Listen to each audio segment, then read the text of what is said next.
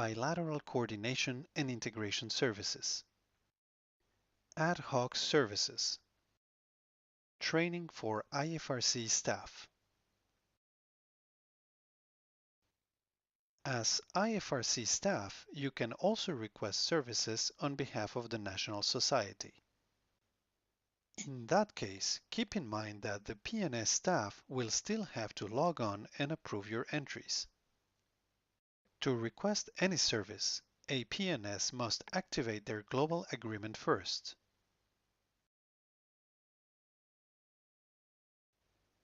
Ad hoc, one-off services are non-recurrent services. They are accounted by occurrence, not by monthly basis. Prices of the ad hoc one-off services are different for different countries.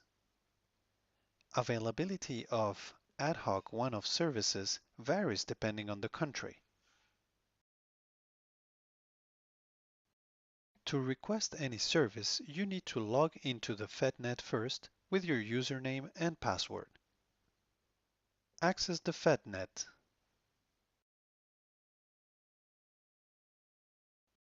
And log with your credentials and password.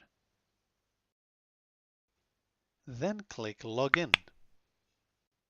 On the landing page, you choose Our IFRC, then Working Together, and from there, Bilateral Coordination and Integration Services. In the menu on the left, you choose Catalog of Services, and then Ad hoc One-off Services. If you have any problem to fill out the form, we are here for you. Click on this link and describe us the problem in the email. Would you like to print this form for your files? Do it using this printer-friendly link. On the page of one-off service request, you need to choose the name of the PNS for whom you are filling out the request first. Let's choose United Kingdom. Secondly, choose the country of operation.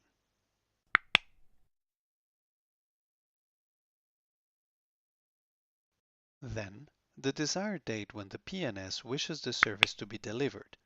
For example, 29th of November. In the section Requested Services, you need to add at least one service. Let's choose a visitor tourist visa for a National Society member visiting the PNS delegation. Keep in mind that this is not a resident visa request, which is granted through the monthly service request. Once you have chosen the service, you need to choose the amount needed. Let's choose one visitor visa. In user remarks, you can write your comments, like the name and passport details of the visitor, as well as the arrival dates. And you confirm with a green tick sign. At this point, you can continue to add more requests, or edit, and even delete the one you have already added just now.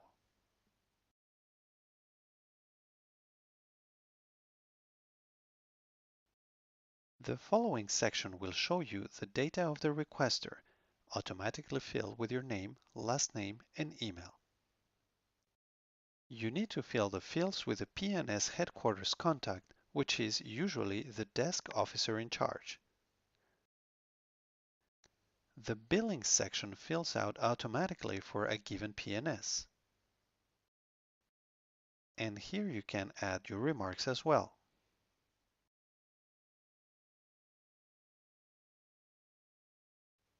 Then you click the Submit button. This step starts a series of emails that are sent to the PNS who have requested the service, yourself, and relevant technical people in the delegation.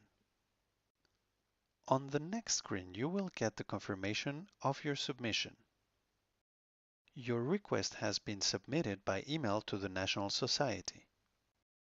You will get a confirmation code, the status, and the last process step, as well as the link to the parent agreement where you can check the country agreement and the global agreement.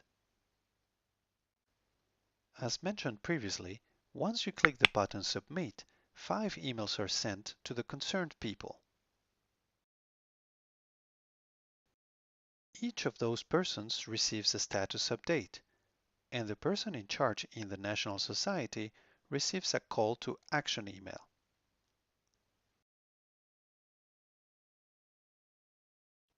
The email arrives with the headline Action Required and contains a confirmation code of the requested service, name of the National Society, operation country, and the request status, as well as the link where the PNS representative needs to click to be taken directly to the requested service.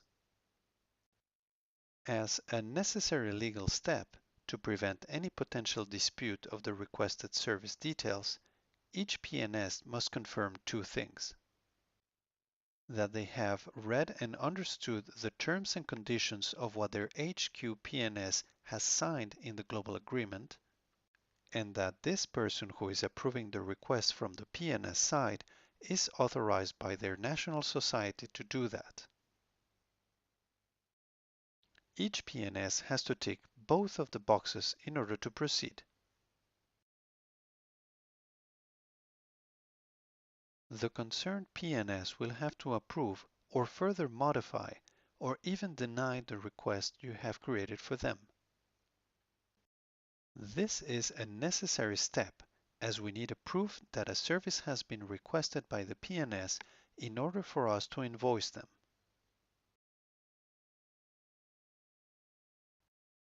If the PNS approved or rejected the service, no further authorization from IFRC is needed. If the PNS modify the request, the IFRC concerned technical and management staff will receive an email to which they need to react.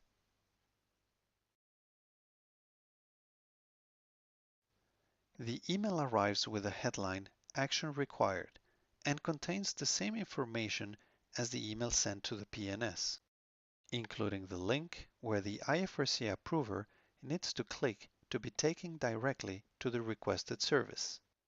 The IFRC head of delegation needs to approve, modify, or reject the submitted request. Each time a modification is made by any of the parties, all parties need to agree to it by accepting, as it is a contractually binding commitment. In simple terms, this is a handshake between the requester and the service provider, and once approved, obliges the IFRC formally to deliver the requested service.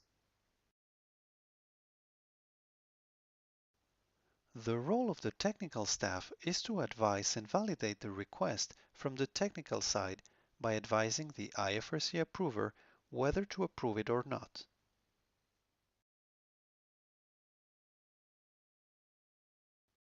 It is important to note that IFRC technical staff cannot approve or reject a service. Only the country representative can do it. In case of the country representative absence, the catalog administration needs to be notified to give exceptional access to the acting staff. All the actions of people involved will be recorded in the audit signatures log.